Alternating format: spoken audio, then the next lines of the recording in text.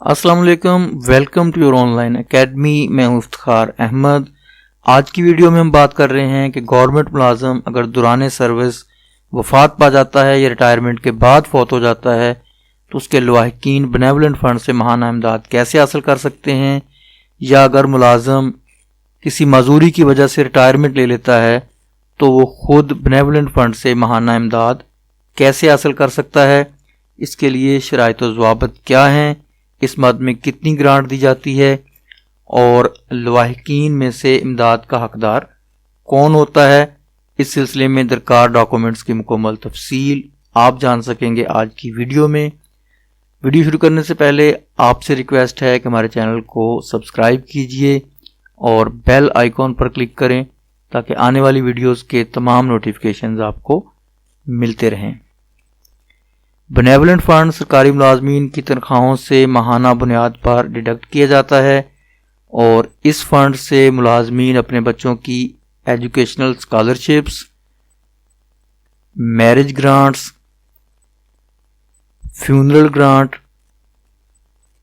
और माहाना इमदाद monthly grant हासिल कर सकते हैं।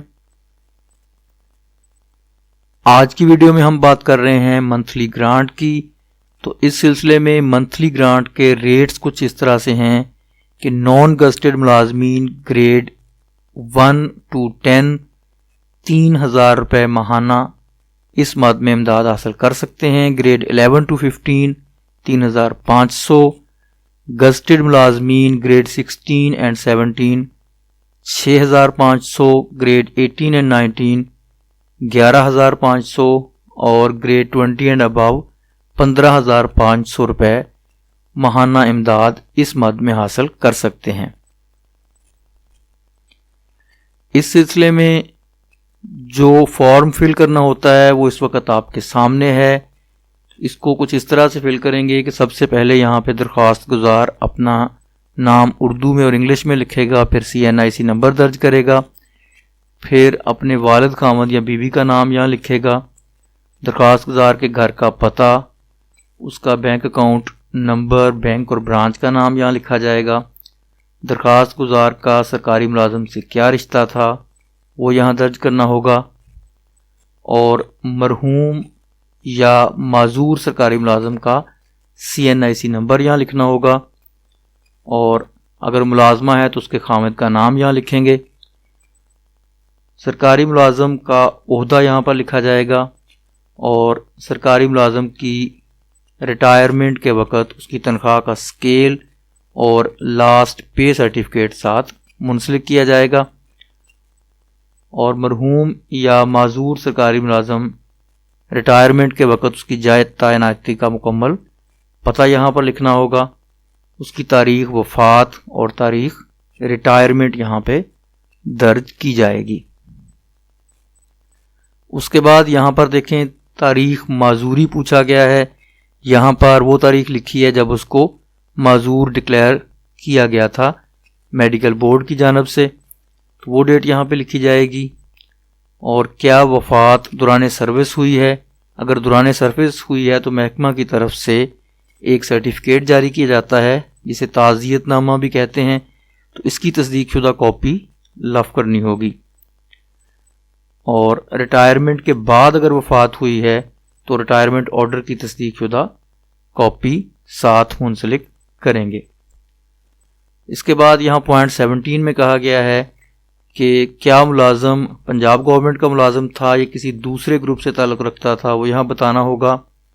और रिटायरमेंट के वक़्त क्या सरकारी मुलाजम डेपुटेशन पर किसी दूसरे महकमे में काम कर रहा था या नहीं, वो यहाँ पे बताएंगे। और क्या मुलाजम की दूसरी बीवी या बच्चे हैं, क्या मुलाजम वफ़ात के वक़्त उसके शौहर की दूसरी बीवी थी या नहीं, ये पॉइंट नंबर 20 में यहाँ बताना होगा। उसके बाद ये हल्फनामा है जिसमें ये बताया जाएगा कि फॉर्म में दी गई तमाम मालूमात दुरुस्त हैं, दरख्वास्त दहिंदा इनका ज़िम्मेदार होगा। फिर यहाँ अपना फ़ोन नंबर और CNIC नंबर लिखेगा और यहाँ पर दरख्वास्त गुजार की तस्वीर यहाँ पर लगाई जाएगी, दरख्वास्त गुजार के दस्तखत, निशान अंगूठा और यहाँ पर उसका फ़ोन नंबर दर्ज होगा। दरख्वास्त फॉर्म के दूसरे हिस्से में यह महकमा के सरबराह की तरफ से एक तस्दीकनामा है जिसमें मुलाजम का नाम, उसकी डेजिग्नेशन, स्केल, लास्ट पे सर्टिफिकेट की एक कॉपी साथ मुंसलिक की जाएगी और दरख्वास्त किस तारीख को मौसूल हुई है वो यहाँ लिखी जाएगी और महकमा का सरबराह अपना नाम, CNIC, ओहदा, तारीख, दस्तखत और यहाँ पर अपनी स्टैंप लगाएगा। उसके बाद दरख्वास्त फॉर्म पर यहाँ हदायत दर्ज की गई हैं जिनको पढ़ के आप मज़ीद मालूमात हासिल कर सकते हैं। ये हदायत आगे चेकलिस्ट की सूरत में भी दी गई हैं।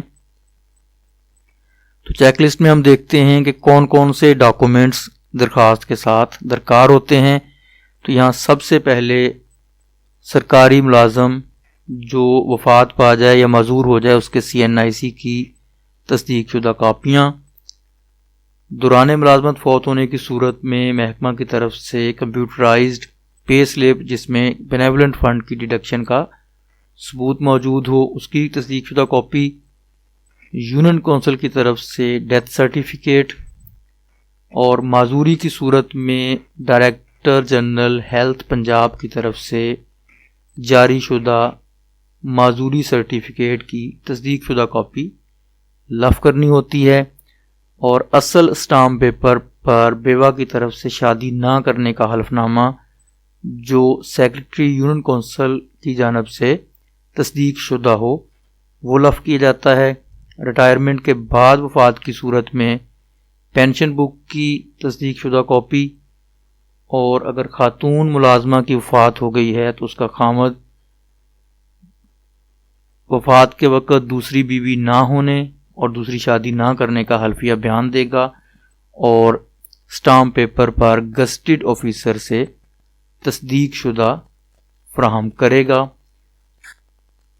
अगर मरहूम मुलाजम गैर शादीशुदा था उसके वालिदैन या बहन भाई उसकी ये ग्रांट हासिल कर सकते हैं तो उन्हें महकमा के सरबराह या गस्टेड ऑफिसर से तस्दीक शुदा बयान हल्फी देना होगा कि वो मरहूम के ज़ेर कफ़ालत थे और उसके साथ रिहाइश पजीर थे। नाबालिग बच्चों की सूरत में उनके बर्थ सर्टिफिकेट्स और उनके गार्डियन की सूरत में अदालत की तरफ से जारी करदा गार्डियनशिप का सर्टिफिकेट फ्राहम करना होगा और घर के तमाम अफराद की फहरिस्त जिसमें उनकी इज़दवाजी हैसियत, उनका पेशा और सरबराह से उनका क्या रिश्ता था और इसके अलावा तस्दीक करनी होगी कि इन अफराद के अलावा कुनबे में कोई और अफराद नहीं हैं। ये तमाम डॉक्यूमेंट्स दरख्वास्त के साथ फ्राहम करना लाजमी है। इसके बाद हम यहाँ देखते हैं कि कौन से फैमिली मेंबर्स माहाना ग्रांट हासिल करने के हकदार हैं और उनकी तरजीह की तरतीब क्या है।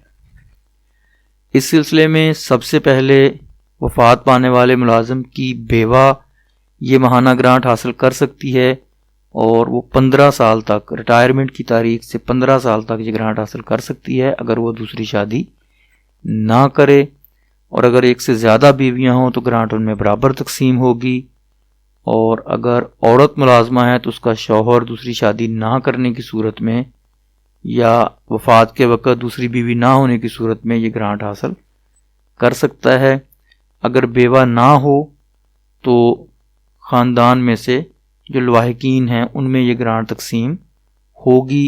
इस सिलसिले में सबसे पहले अगर मरहूम की बेटी है तो वो शादी होने तक या 21 साल की उम्र तक ये ग्रांट हासिल कर सकती है। अगर बेटा है तो वो रिटायरमेंट से लेकर 15 साल की उम्र तक, या अगर सबसे छोटा बेटा जब तक 21 साल की उम्र का नहीं हो जाता तब तक ये ग्रांट हासिल कर सकते हैं।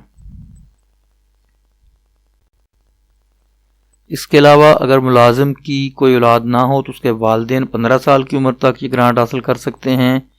उसकी बहन शादी तक या 21 साल की उम्र तक ये ग्रांट हासिल कर सकती है। भाई 15 साल की मुद्दत तक या सबसे छोटा भाई जब तक 21 साल का ना हो जाए ये ग्रांट हासिल कर सकते हैं। अगर कोई सरकारी मुलाजमत के दौरान फौत हो जाता है तो उसकी बेवा को ज़िंदगी भर के लिए ये माहाना ग्रांट दी जाती है, बशर्ते कि वो दूसरी शादी ना करे, और एक से ज़्यादा अगर बीवियां हैं तो ये ग्रांट उनमें बराबर तकसीम होती है। और अगर कोई खातून मुलाजमा हो तो उसका शौहर 15 साल तक ये ग्रांट हासिल कर सकता है, बशर्ते कि वो दूसरी शादी ना करे और शरीक हयात की मौत के वक़्त उसकी दूसरी बीवी मौजूद ना हो। अगर सरकारी मुलाजमत के दौरान नाकारा या माजूर हो जाता है, यहाँ नाकारा या माजूर का मतलब यह है कि वो किसी और रोज़गार के काबिल नहीं रहता, तो इस वजह से वो रिटायरमेंट लेता है, तो रिटायरमेंट की तारीख से 15 साल के लिए वो माहाना ग्रांट का हकदार होगा, बशर्ते के मुतल्लिका मेडिकल बोर्ड ने अज़ा के ज़ाया होने, आंखों की बीनाई ख़त्म होने, बोलने से महरूम होने, बहरेपन, फालज या बेहोशी की वजह से ज़ुमरा ए में उसे नाकारा करार दिया हो और मुनासिब तफ्तीश के बाद बेनेवलेंट फ़ंड बोर्ड मुतमईन हो कि वो मुस्तकबिल में किसी भी फ़ायदेमंद रोज़गार के लिए मुकम्मल तौर पर माजूर और अनफिट है, तो उसे इस बिना पर रिटायर होने के बाद 15 साल तक ये इमदाद मिलती रहती है। अगर कोई सरकारी मुलाजम रिटायरमेंट की तारीख के 15 साल के अंदर वफात पा जाता है तो उसके अहले खानों को ये इमदाद मिलेगी।